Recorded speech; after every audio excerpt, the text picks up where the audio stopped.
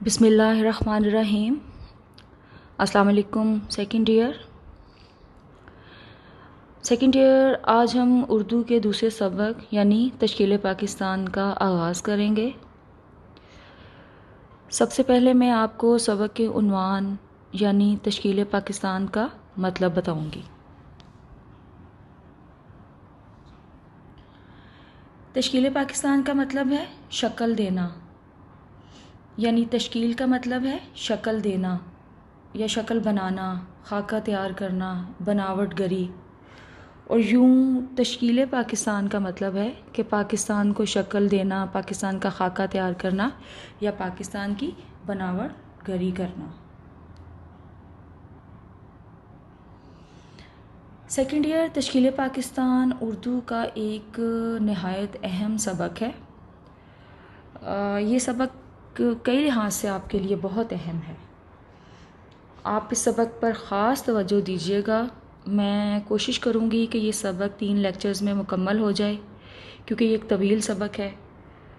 Students, اگر آپ اس سبق کا توجہ سے مطالعہ کریں گے تو آپ کے مضمون مطالعہ پاکستان کے ایک بہت بڑے حصے کو بھی یہ کور کرے گا۔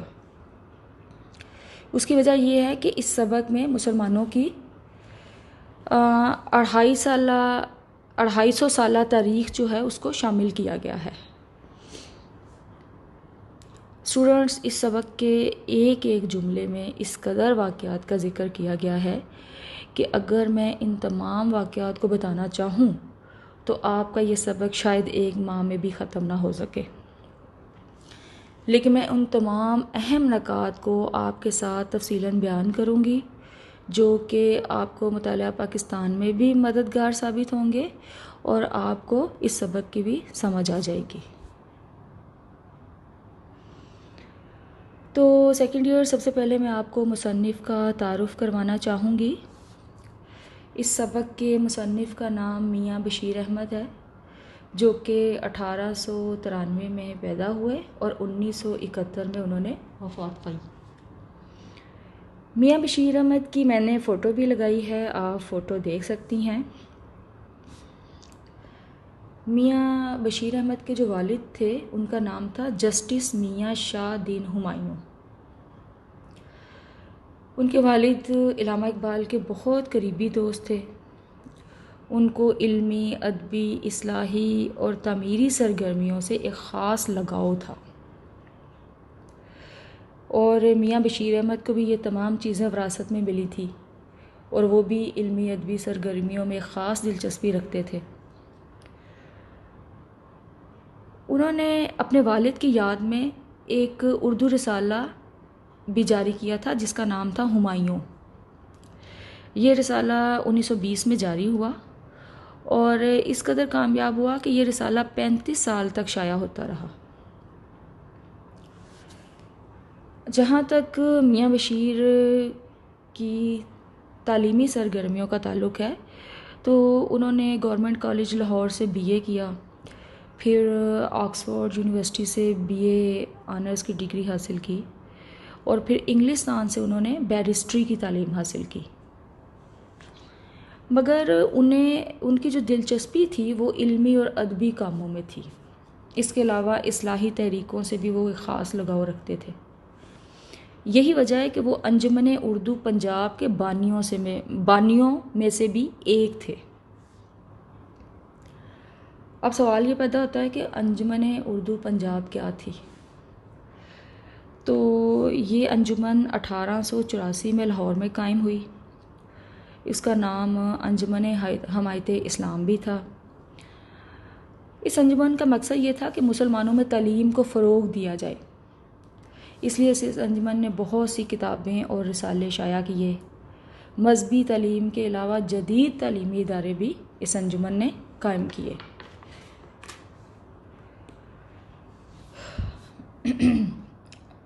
میاں بشیر احمد سیاسی لحاظ سے جو تھے وہ مسلم لیگ کے ایک سرگرم رکن تھے۔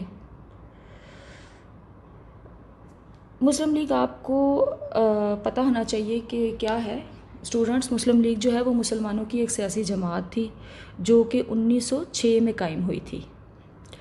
میاں بشیر احمد جو تھے وہ سیاست میں کافی دلچسپی رکھتے تھے۔ اچھا، اگر ادبی لحاظ سے دیکھا جائے تو انہوں نے بہت سی نظمیں لکھیں اور نثر میں بھی کافی تحریریں لکھیں۔ ایک طلسم زندگی کے نام سے ان کی تصنیف بہت مشہور ہے۔ پھر میاں بشیر احمد کا ایک دوسرا اہم کارنامہ یہ ہے کہ انہوں نے ایک بہت ہی یادگار کتاب لکھی جس کا نام ہے کارنامہ اسلام۔ اس کتاب میں انہوں نے مسلمانوں کا ماضی، حال اور مستقبل بیان کیا ہے۔ اب سیکنڈ ایئر مصنف کا تعارف میرے لحاظ سے کافی ہو چکا ہے، اب ہم سبق کے تعارف کی طرف چلتے ہیں۔ تو جیسا کہ میں نے آپ کو پہلے بتایا ہے کہ میاں بشیر احمد نے ایک بہت ہی اہم کتاب جس کا نام کارنامہ اسلام ہے لکھی تھی، تو یہ سبق ان کے اسی کتاب یعنی کارنامہ اسلام میں سے لیا گیا ہے، یعنی اس سبق کا جو ماخذ ہے وہ کارنامہ اسلام ہے۔ اسٹوڈنٹ، یہ سبق ایک مضمون ہے، یعنی اگر ہم سے پوچھا جائے کہ یہ ادب کی کس صنف سے تعلق رکھتا ہے تو ہم کہہ سکتے ہیں کہ یہ ایک مضمون ہے۔ اب مضمون کسے کہتے ہیں؟ تو مضمون ایک ایسی صنف کو کہتے ہیں جس میں کسی موضوع پر اپنے خیالات کو مختصر اور جامع انداز میں پیش کیا جائے۔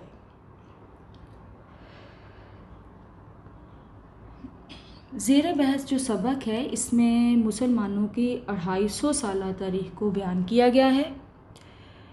اس میں انہوں نے اورنگزیب کی وفات یعنی 1707 سے لے کر 1947 تک کے جو واقعات ہیں وہ بیان کیے ہیں۔ اب آپ کے ذہن میں سوال آ رہا ہوگا کہ اورنگزیب کون تھے؟ تو اورنگزیب ایک عظیم مغل حکمران تھے۔ انہوں نے ہندوستان میں ایک مضبوط اسلامی حکومت قائم کی جس کی بنا پر ان کو مغل اعظم بھی کہا جاتا ہے۔ لیکن اسٹوڈنٹس، جب اورنگزیب عالمگیر کی وفات ہوئی تو ہندوستان میں مسلمانوں کا جو زوال ہے وہ شروع ہو گیا۔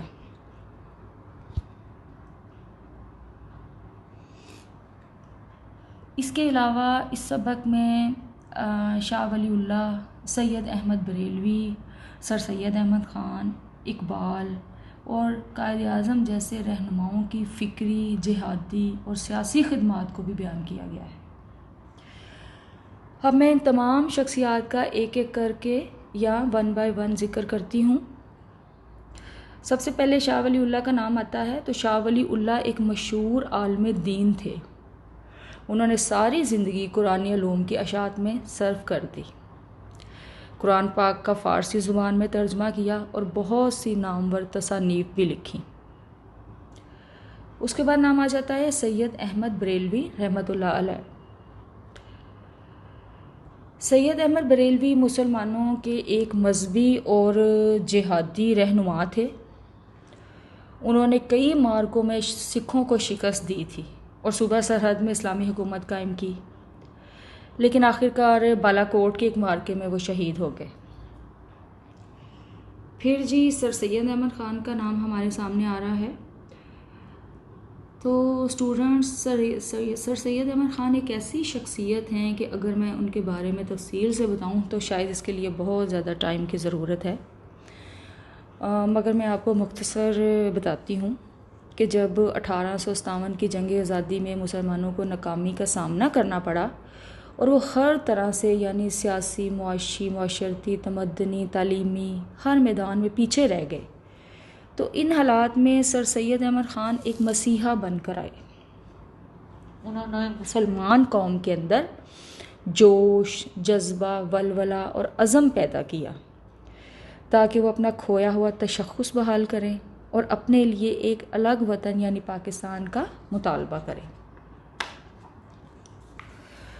اس کے بعد جی علامہ اقبال کا نام آ جاتا ہے۔ اقبال سے تو آپ بخوبی واقف ہیں کیونکہ ہمارے شاعر مشرق بھی ہیں، پھر قومی شاعر ہیں ہمارے۔ انہوں نے اپنی شاعری سے مسلمان قوم میں جوش اور جذبہ پیدا کیا اور مسلمانوں کی اصلاح کے لیے بے پناہ لکھا اور مسلمانوں کے لیے الگ وطن کا خواب دیکھا۔ پھر علامہ اقبال کے بعد اگلا نام قائد اعظم کا ہے. تو سیکنڈ ایئر اقبال کی طرح قائد اعظم سے بھی آپ بخوبی واقف ہیں. بچپن سے آپ قائد اعظم کے بارے میں پڑھتی آ رہی ہیں کہ انہوں نے کس طرح دن رات کوشش اور محنت کر کے ہمارے لیے الگ وطن یعنی اسلامی جمہوریہ پاکستان بنایا تاکہ ہم اپنی مرضی سے اسلام اور سنت کے مطابق اپنی زندگی اپنے ملک میں بسر کر سکیں.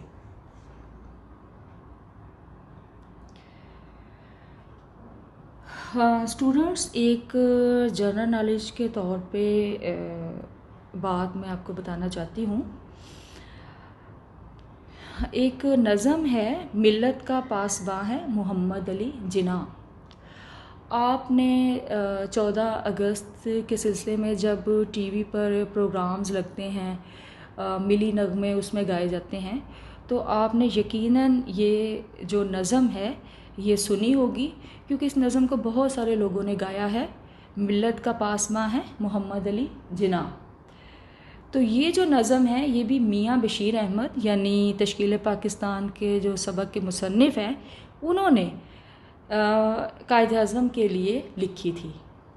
اور یہ جو نظم ہے انہوں نے 23 مارچ 1940 میں جب قرارداد پاکستان لاہور میں منظور کی گئی، اس کا اجلاس ہوا، تو اس میں انہوں نے قائد اعظم محمد علی جناح کے لیے یہ پڑھی تھی. تو یہ ایسے ہی جنرل نالج کے لیے میں نے آپ کو بتا دیا، کیونکہ یہ نظم آپ نے ٹی وی پر یقیناً کافی دفعہ سنی ہوگی، اسپیشلی جب 14 اگست کے سلسلے میں پروگرامز ٹی وی پر لگتے ہیں. تو سیکنڈ ایئر اب آج ہم نے پہلے لیکچر میں سبق کے مصنف، سبق کا تعارف پڑھا ہے. اب ہم اگلے 2 لیکچرز میں سبق کا خلاصہ یا سبق کے بارے میں جو اہم نکات ہیں ان کو ڈسکس کریں گے. اور اب میں اس دعا کے ساتھ اپنے لیکچر کا اختتام کرتی ہوں کہ اللہ تعالیٰ آپ سب کو صحت، سکون اور خوشیاں عطا فرمائے. اللہ حافظ.